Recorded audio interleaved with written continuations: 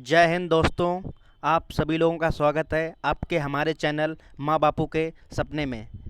आज हम लोग संविधान के बहुत ही महत्वपूर्ण प्रश्न करेंगे जो उच्च स्तरीय प्रतियोगी परीक्षाओं में बहुत ही ज़्यादा पूछे जाते हैं।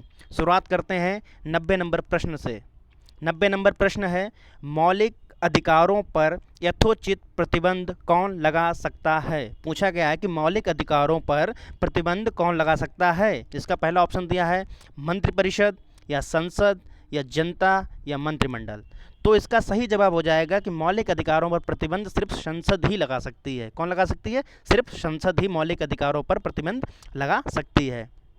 अगला प्रश्न है 91 नंबर, नागरिकों और विदेशियों दोनों को प्राप्त है। पूछा गया कि नागरिकों और विदेशियों को दोनों को प्राप्त है। तो पहला ऑप्शन दिया है, क्या प्राप्त है? राजनीतिक अधिकार या मौलिक अधिकार या सिविल अधिकार या विधिक अधिकार।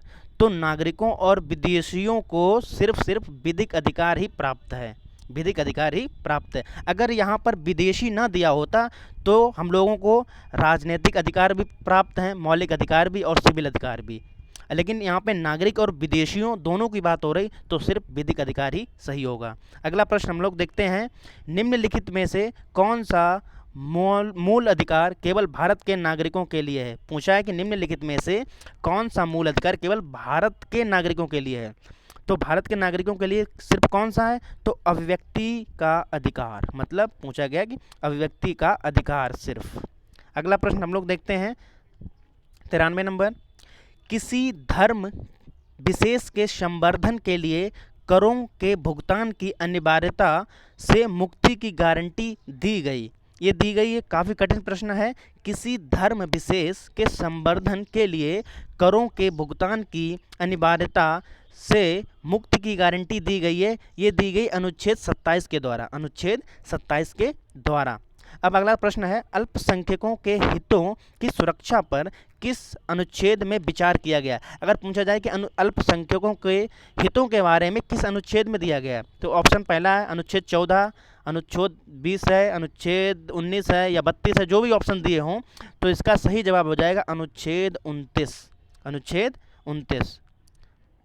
अगला प्रश्न दिया है 95 नंबर, भारतीय संविधान का कौन सा अनुच्छेद अप्रशस्यता का उन्मूलन करता है। मतलब इसको कहते हैं अनटचेबिलिटी, छुआछूत। छुआछूत को कौन सा ऐसा अनुच्छेद है जो छुआछूत को उन्मूलन करता है? ये अनुच्छेद हो जाएगा 17। अनुच्छेद 17 क्या करता है? ये छुआछूत को उन्मूलन करता है।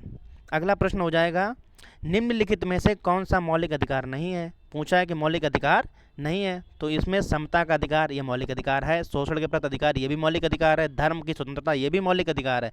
मौलिक अधिकार कौन सा नहीं है? सी नंबर, हड़ताल की स्वतंत्रता ये मौलिक अधिकार नहीं है।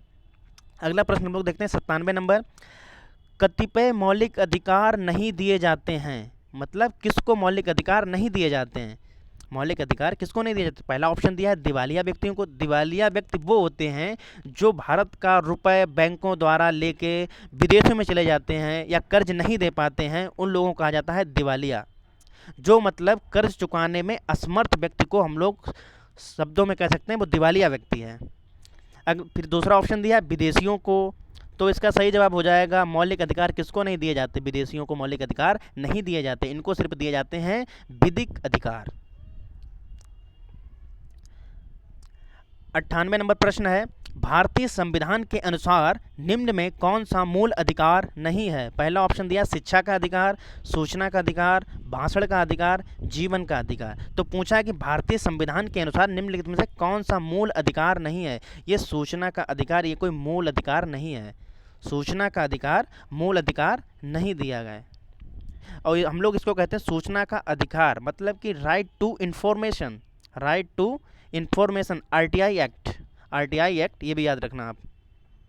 अगला प्रश्न है, मत देने का अधिकार किस कोटि से संबंधित है। पूछा है कि मत देने का अधिकार ये किससे संबंधित है। पहला ऑप्शन दिया है मानवाधिकार से संबंधित है, या फिर नागरिक अधिकार से संबंधित है, या प्राकृतिक अधिकार से, या राजनीतिक अधिकार से। तो इसका सही जवाब हो जाएगा मत देने का अधिकार एक राजनीतिक अधिकार है।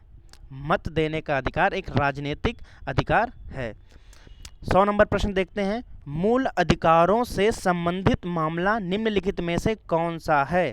पूछा है, ये केस दिए गए हैं, इनमें से ऐसा कौन सा केस है जो मूल अधिकारों से संबंधित है? पहला ऑप्शन दिया है गोलकनाथ बनाम पंजाब राज्य, दूसरा दिया पंजाब बंगाल बनाम भारत संघ, तीसरा दिया शर्मा बनाम कृष्ण, चौथा दिया बम्बई राज्य बनाम बलसारा। तो मूल अधिकारों से संबंधित जो केस है ये सिर्फ एक है, गोलकनाथ बनाम पंजाब सरकार 1967। 1967। 101 सवाल हम लोग देखते हैं। एक मिनट बच्चों रुकना, कहाँ चला गया? 101 जी। पूछा है, भारत के संविधान में शामिल राजनीति के निर्देशक सिद्धांतों की अवधारणा किसके संविधान से ली गई? इसको अगर सरल शब्दों में कहें तो पूछा गया कि राज्य के नीति निर्देशक तत्व किस देश से लिए गए हैं? तो इसका ऑप्शन पहला दिया ऑस्ट्रेलिया, दूसरा दिया यूएसए, तीसरा दिया कनाडा, चौथा दिया आयरलैंड। तो सभी को पता होना चाहिए कि राज्य के जो नीति निर्देशक तत्व इसको बोलते हैं डीपीएसपी। तो डीपीएसपी लिए गए हैं, ये आयरलैंड से लिए गए। कहाँ से लिए गए? आयरलैंड से।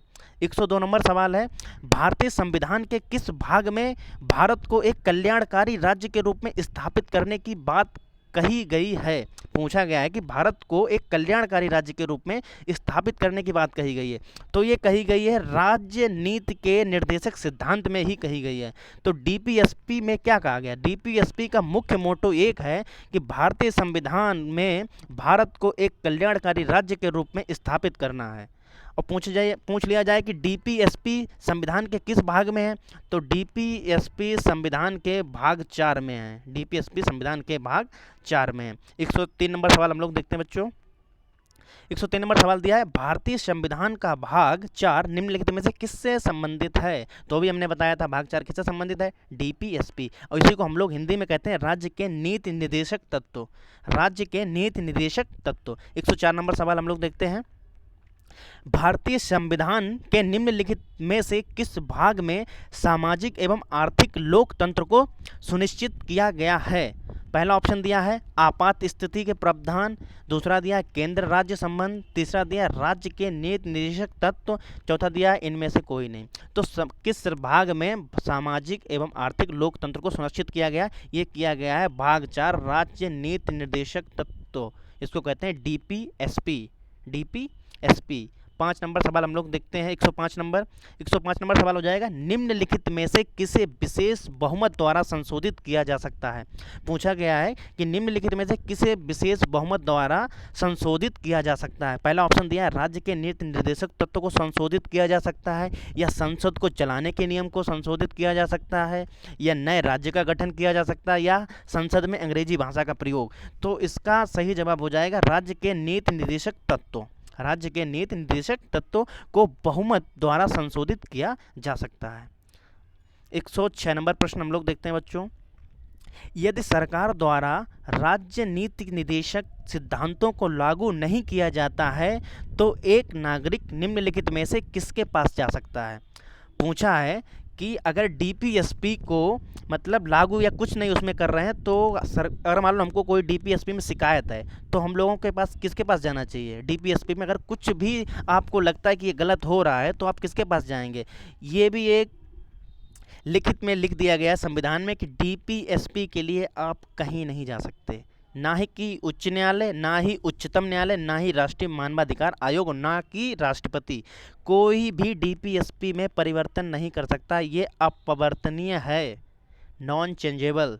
इसमें कुछ चेंज नहीं हो सकता है। समझ में आया बच्चों? अब 107 सवाल देखते हैं। 107 नंबर सवाल, भारतीय संविधान का कौन सा अनुच्छेद ये निर्धारित करता है कि राजकीय नीति के निर्देशक सिद्धांत किसी न्यायालय द्वारा लागू नहीं किए जा सकते? यही प्रश्न है कि ये किस बात, ये जो हमने ऊपर आपको बात बताई कि ये कोई नहीं चेंज कर सकता, ये किस अनुच्छेद में दिया गया? ये साफ साफ लिख दिया गया अनुच्छेद 37 में। अनुच्छेद 37 में दिया गया कि डीपीएसपी पे कुछ भी परिवर्तन नहीं हो सकता, ना ही संशोधन हो सकता है, ना कि उच्च न्यायालय करवा सकता है, ना ही उच्चतम न्यायालय, ना ही राष्ट्रीय मानवाधिकार आयोग। अगला प्रश्न हम लोग देखते हैं, लास्ट प्रश्न है बच्चों, 1 मिनट रुकना। संविधान का कौन सा भाग राज्य नीति निर्देशक सिद्धांतों से संबंधित है? ये हम आपको बता चुके हैं। पूछ रहा है कि डीपीएसपी किस भाग में? डीपीएसपी भाग 4। डीपीएसपी भाग 4। डीपीएसपी किस में दिए गए? भाग 2004 में। अगर वीडियो बच्चों अच्छी लगे तो सब्सक्राइब करना चैनल को, लाइक करें वीडियो को और अपने मित्रों के साथ शेयर करें और चैनल को सपोर्ट करें और कमेंट करके बताएं कि वीडियो कैसी लगी।